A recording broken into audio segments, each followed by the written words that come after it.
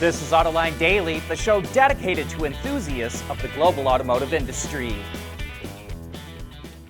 When the Chevrolet Bolt went out of production 2 years ago, General Motors promised it would bring it back using its Ultium platform and batteries. And based on some spy shots that just came out, the 2027 Bolt will look almost exactly like the outgoing one, with some minor front and rear end styling changes. That means GM saved a ton of money by keeping the old tooling. We'll provide a link if you'd like to see the spy shots, since we don't have the rights to show them.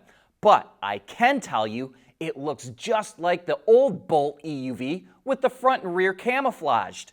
When the old Bolt EUV went out of production, it was priced at $32,000. But the new one will use lithium iron phosphate or LFP batteries, not NMC like the old one, and we think that will take prices even lower. GM's assembly plant in Fairfax, Kansas, where the new Bolt will now be produced, will also reportedly make other low-priced EVs, but no word on those models yet. Looks like China made its point, reminding the world how dependent it is on the country for rare earth magnets.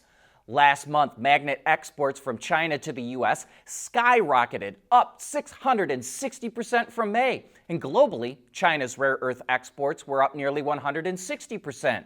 China started restricting rare earth exports in April in retaliation to U.S. tariffs, which caused a shortage that forced some automakers to halt production. But the U.S. and China reached a deal last month to speed up shipments of rare earths, which seems to be working. However, shipments are still below last year's levels, and we think that's to make sure that nobody forgets where they have to buy them from. The Chinese auto industry often looks like an unstoppable steamroller, but behind the scenes, there's a growing amount of turmoil. Bloomberg reports that BYD sales growth has stalled out, and it won't hit its sales goal of 5.5 million vehicles this year. Analysts believe it will fall about 500,000 units short of that. It's still a big number and would push it past Ford in global sales. But it may be a signal that the sunny days of China's biggest automaker are now in the past. And it's not just BYD that's running into problems. Reuters reports that Neta and Zeekr artificially inflated their EV sales numbers by arranging for them to get insurance before any customers bought them. That allowed them to technically report the cars as sold. And it wasn't just with a few cars here and there. More than half of Neta's sales over the last 15 months were booked under this bogus reporting system. Zeekr used the same trick, and when the news broke today, its parent company Geely saw its stock take a 4% hit. The Chinese government is becoming increasingly frustrated by the ongoing price war, the massive overcapacity issue, and the questionable business practices of its auto industry. And we expect it to clamp down hard any day now. Stellantis is officially going to release its second quarter earnings next week, but the news is so bad that it decided to let everyone know ahead of time that it lost 2.5 billion euros. We all knew the company was in trouble, but this is worse than analysts expected. However, let me point this out. Whenever a new CEO takes over a troubled company, he or she will want to collect every bill, every write-off, every restructuring charge that they can find, and dump it into their first quarter on the job. That way, they can get most of the bad news out of the way and legitimately blame it all on their predecessor. Then, the next quarter almost always looks a whole lot better, and everyone talks about how the new CEO is making so much progress. It's an age-old practice, so don't get too alarmed by Stellantis' Q2 losses.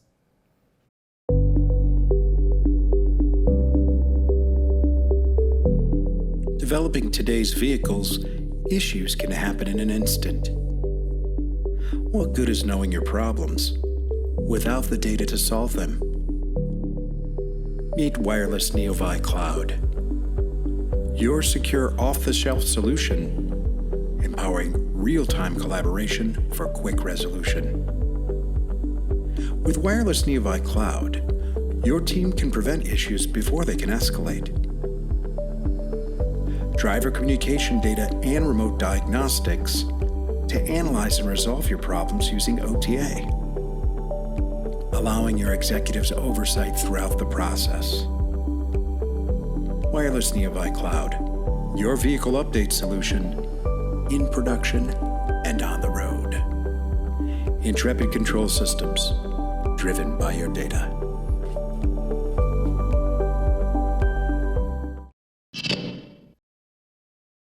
In something of a shocking development, India's Tata Motors says it's interested in taking over Iveco, which is the largest commercial truck maker in Europe.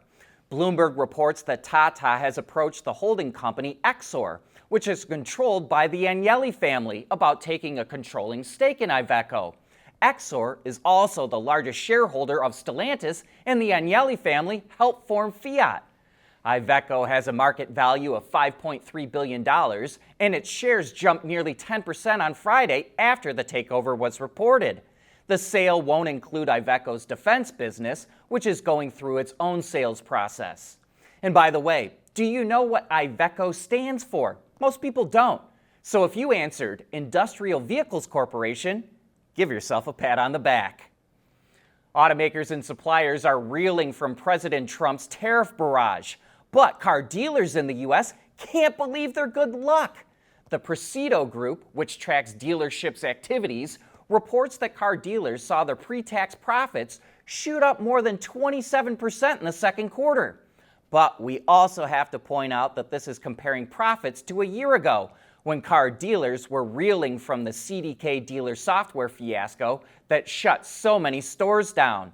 After Trump announced that he was going to slap tariffs on imported cars, consumers rushed to the showrooms to buy a new car before prices went up. And with the rush on, dealers were able to slash the incentives that they normally offer.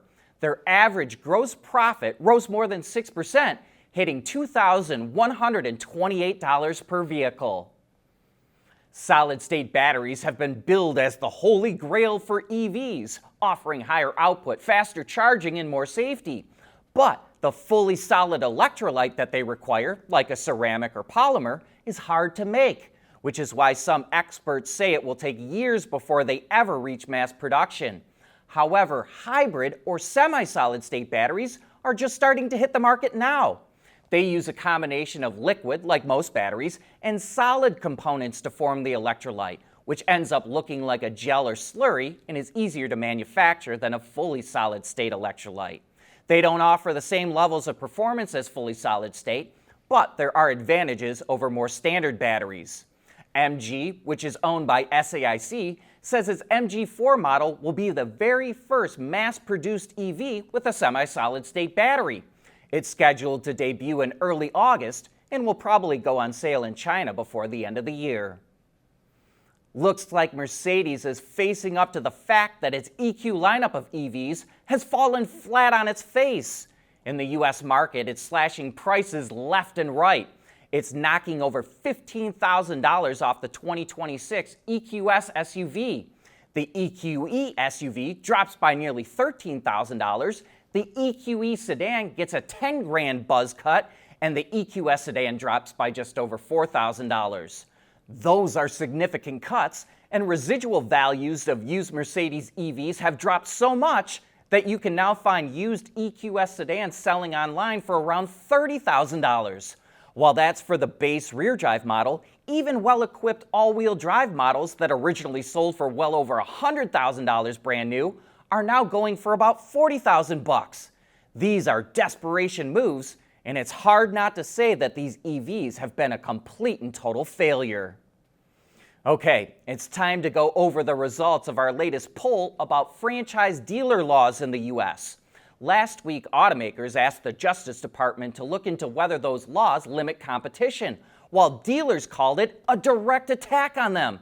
We asked our YouTube and Patreon members if the law should be changed to allow automakers or brands that use franchise dealers to sell direct to consumers, like Volkswagen wants to do with Scout. And overwhelmingly, you said yes, they should be changed. 81% voted in favor of making a change, while just 16% said keep them as is. And we got some great feedback as well. TX Craig had this to say: car dealerships have been a protected class for years, using their power to push state legislatures to make very anti-competitive laws. They don't need to be protected. And Garrett Sturmans also echoed those thoughts. They have treated customers badly for years. Do away with them and have service centers set up to service all makes. But not all of you had such negative feelings about dealers. GSCZR1 commented, "Be careful what you ask for when you select. Change the law. Franchise dealerships provide jobs, get involved in their communities, and service what they sell." And lastly, Kyle Robinson would like to see both options. The franchise law should be changed to allow both franchise dealerships and direct sales options. I see advantages in both systems. Allow the free market to function and decide winners and losers. The consumer loses if monopolies are allowed to exist. Thanks to all who participated. We appreciate your feedback. But that's a wrap for this show. Thanks for making Autoline a part of your day.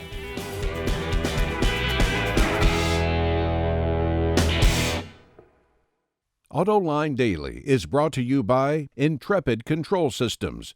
Over-the-air engineering boost your game. And by